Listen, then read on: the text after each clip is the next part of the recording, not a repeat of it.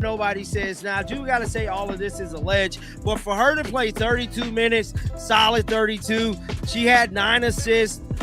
She could still possibly pick up this 10th assist with 41 seconds left and get another double-double. She was 7 of 15 for the field so far. There's a terrifying, deafening silence echoing across the mainstream sports media establishment this morning. The very same establishment analysts who spent an entire week frantically defending head coach Stephanie White. The local beat reporters who aggressively covered up obviously fabricated injury reports, and the WNBA executives who turned a completely blind eye to blatant consumer fraud are now staring at a basketball box score in absolute unmitigated horror. Why? Because the official statistics from Friday night's game didn't just secure a crucial victory for the Indiana Fever. They completely, mathematically, and undeniably exposed the front office as nothing short of a syndicate of panicked, ego-driven liars. You see, when you attempt to orchestrate a massive public relations cover-up against a generational talent like Caitlin Clark, you better make damn sure that player doesn't step onto the hardwood just 48 hours later and completely obliterate your entire deceitful narrative on national television. This is WNBA Pro, and today we are ripping the doors completely off the hinges to deliver the most explosive, vindicating, and frankly, incriminating box score breakdown of the entire 2026 season. Dart passes, bro. So, no, it was Janelle Sloan and Caitlin Clark. Referees had to step in. Look at Caitlin, guys. Showing how tough she is.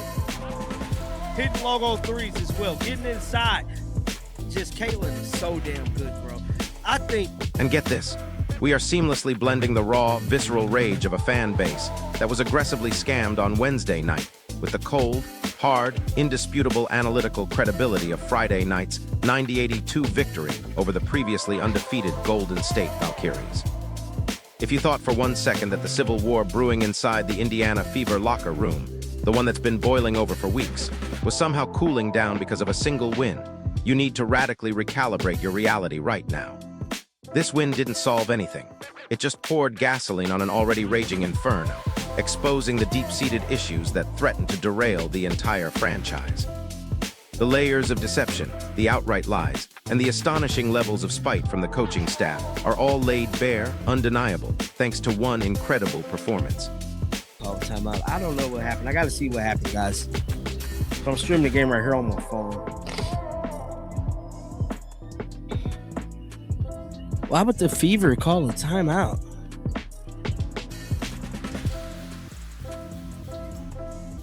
Let me see. Oh, probably so they can run a clock. Crazy Caitlin Clark sat. So let's dive in and set the scene, because what we're about to completely dismantle is arguably the greatest medical miracle in the history of professional sports. A recovery so instantaneous and complete that it defies all known biological understanding.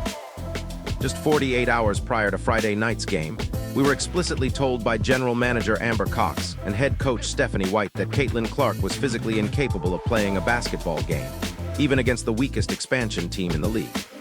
She was suddenly, dramatically scratched an hour before tip-off, a move that sent shockwaves through the league and left thousands of paying fans utterly fuming. White, with an almost arrogant swagger, stood at the podium and declared that Clark woke up with severe back stiffness, claiming the medical staff needed to be extremely cautious and give the back issue time to heal. It was presented to the public as a debilitating, unpredictable injury, a legitimate medical concern that supposedly justified completely scamming thousands of paying fans out of their hard-earned ticket money, leaving them with nothing but disappointment. Caitlin is just so much better.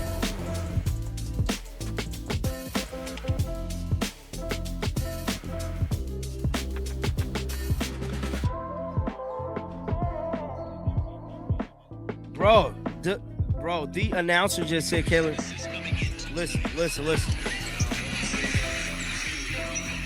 They just said Caitlin Clark is an instant MVP. But here's where it gets absolutely wild. Just 2 days later, the bright lights of national television turned on for a high-stakes showdown against the undefeated Golden State Valkyries, a top-tier defensive juggernaut. And miraculously, magically, the completely broken back of Caitlin Clark was, apparently, entirely cured. Caitlin Clark didn't just step onto the floor on Friday night. She played 32 grueling, highly physical minutes against an elite, undefeated defensive machine. Think about that. She played more minutes than anyone else on the entire roster, completely orchestrated the offense, logging an incredible 22 points and 9 assists.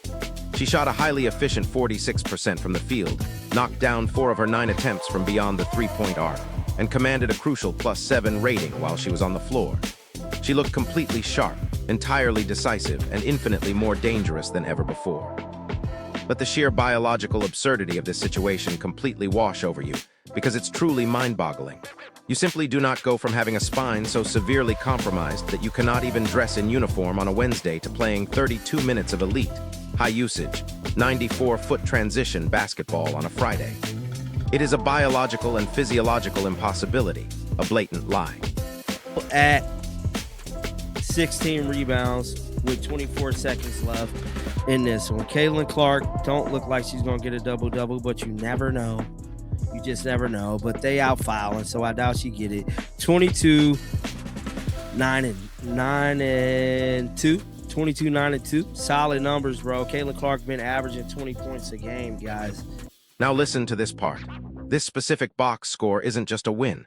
It is the ultimate undeniable smoking gun. It mathematically proves exactly what WNBA Pro has been stating since the absolute beginning. The supposed injury on Wednesday was a complete, fabricated PR lie. It was either a premeditated load management scam, cleverly designed to protect future ticket sales after a string of poor performances, or it was an under-the-table suspension, levied by a highly insecure coaching staff and a front office terrified of Clark's meteoric rise overshadowing their own authority. Caitlin Clark was perfectly healthy on Wednesday. She was maliciously benched. And when the front office finally realized they were facing a federal-level investigation from the WNBA league office and a massive financial boycott from the enraged fan base, they panicked, abandoned their pathetic fake medical narrative, and threw their franchise savior back onto the court in a desperate attempt to save their own jobs. And get this, when Caitlin Clark is actually allowed to operate freely, without Stephanie White constantly grabbing her arm on the sidelines, without the absurd coaching restrictions, the entire ecosystem of the Indiana Fever completely thrives. Look at what happened to Aaliyah Boston, the exact second Clark returned to the lineup to feed her the basketball. Boston looked like a legitimate, undisputed MVP candidate. She played 29 dominant minutes, completely owned the paint, scoring an impressive 20 points on an incredibly efficient 8-15 shooting, and grabbed a staggering 16 rebounds, including 4 crucial offensive boards. 16 rebounds. She was a game-high +15 on the floor. This isn't just a good game. This is the single best statistical performance any Fever player has delivered in a single game this entire season. The high-low passes, the transition feeds, the precise pick-and-roll reads from Clark to Boston were an absolute symphony, a beautiful dance of basketball genius. This is the connection that truly makes this team a terrifying threat to the rest of the league, a dynamic duo capable of dismantling any defense. But wait, it gets worse. We absolutely must acknowledge the ice-cold, high-pressure execution of Kelsey Mitchell, who, unlike the coaching staff, showed up to play.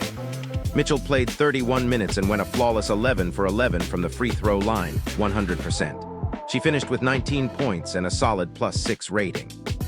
When the game slows down, the pressure mounts, and every possession matters, going perfect from the charity stripe is exactly the kind of reliability a Supermax player is supposed to provide, the kind of clutch performance that wins tight games. Mitchell delivered.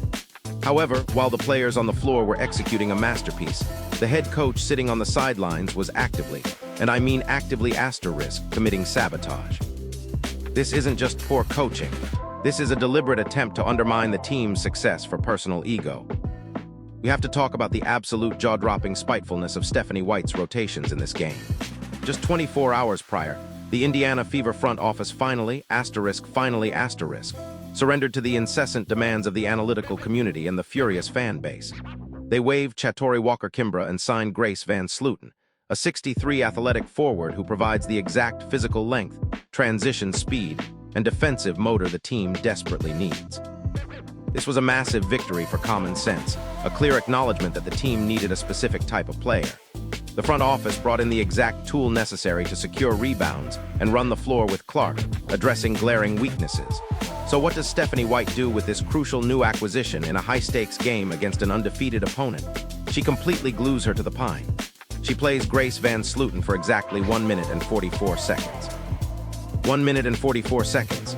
That is not roster management. That is pure, unadulterated, toxic executive ego on full display.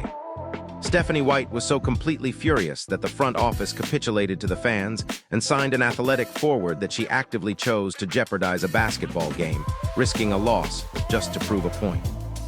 She would rather play small ball, watch her guards get completely exhausted, and risk losing to the Valkyries than admit that the internet, the fans, and even her own front office were right. She put Van Slooten in for a microscopic cup of coffee, literally just to say she played her, and then immediately buried her on the bench. It is the definition of a toxic work environment, and the absolute hypocrisy of the box score does not stop there. And then look at the very bottom of the official statistics. Look at Demaris Dantas, DNP, coach's decision. Remember last week? Remember when Stephanie White proudly stood at a press conference podium and explicitly threatened to run her entire half-court offense through Demaris Dantas in the high post? Remember when she used Dantas as the primary excuse to take the basketball completely out of Caitlin Clark's hands? It was the quote that set the entire fan base on fire, a statement so absurd it instantly became a meme. And now, against the best team in the league, the player who was supposed to be the foundational hub of the quarter-court offense catches a completely healthy DNP. She did not play a single second. This completely exposes White's press conference as a fabricated, desperate lie. She never intended to run the offense through Dantas. She just wanted to publicly humble Caitlin Clark and assert her rapidly diminishing authority.